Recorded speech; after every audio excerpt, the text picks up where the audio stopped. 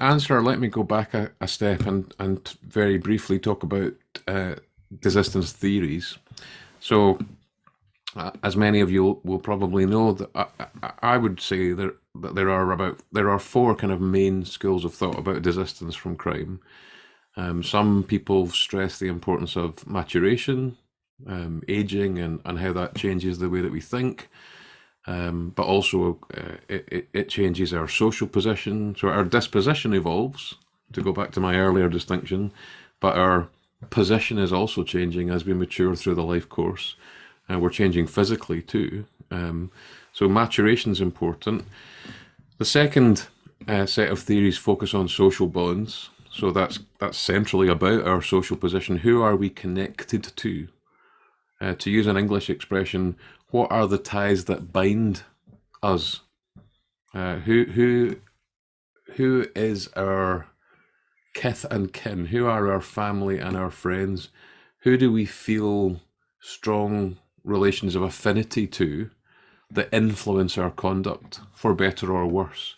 So some argue that developing the right kinds of social relations, the right kinds of social ties, is critically important in desistance processes, and those ties relate to the family context, but they also relate to other social institutions like the workplace, the employment related or education related connections, or connections with civil society organisations like faith groups, just to give one example.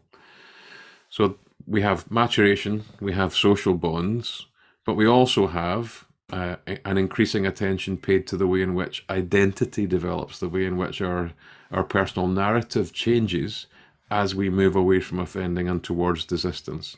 And that changes in relation to maturation and in relation to our social ties. Those social ties change ourselves, change our sense of who we are.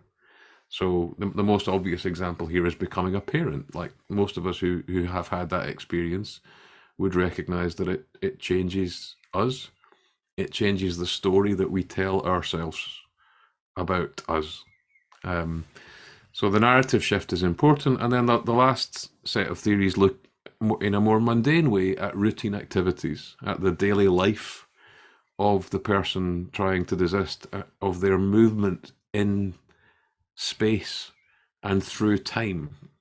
So what's going on for them and around them, and how does it pull them away from offending or push them towards it? Now, increasingly, most desistance scholars, rather than picking one of these four approaches, argue that we should understand the interactions between them.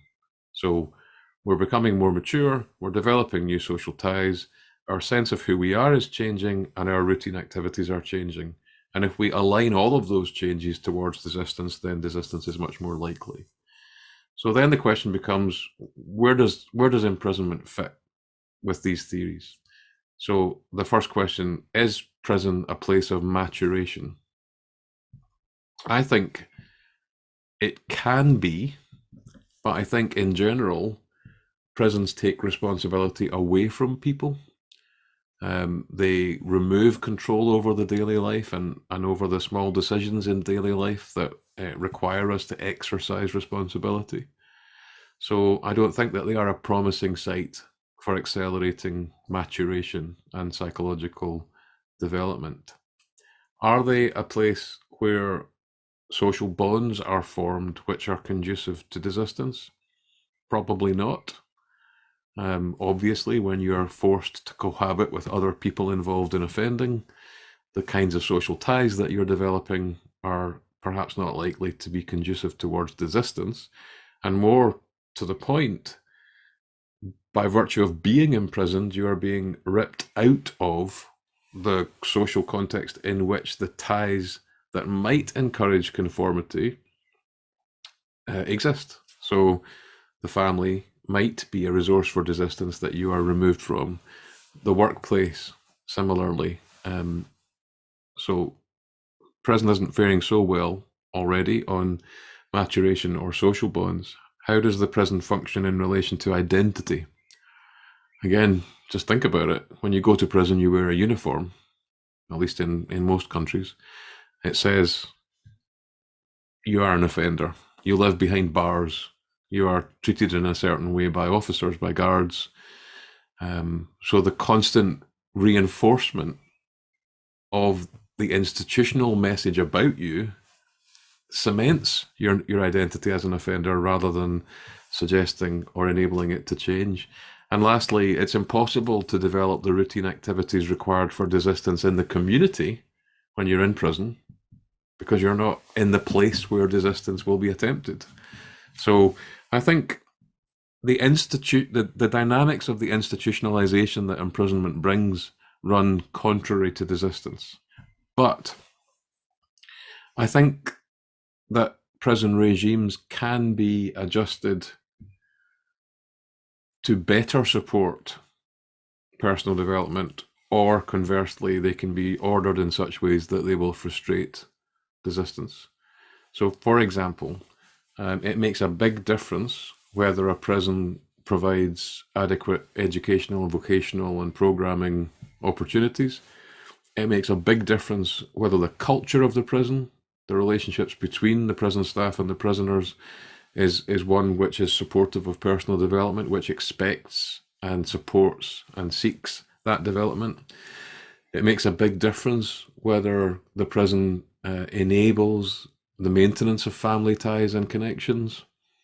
It makes a big difference whether or not the prison provides constructive opportunities to engage in activities that through which a person might learn skills that support their reintegration post-release. So prisons can be better or worse at supporting desistance, but imprisonment itself is a problem for desistance.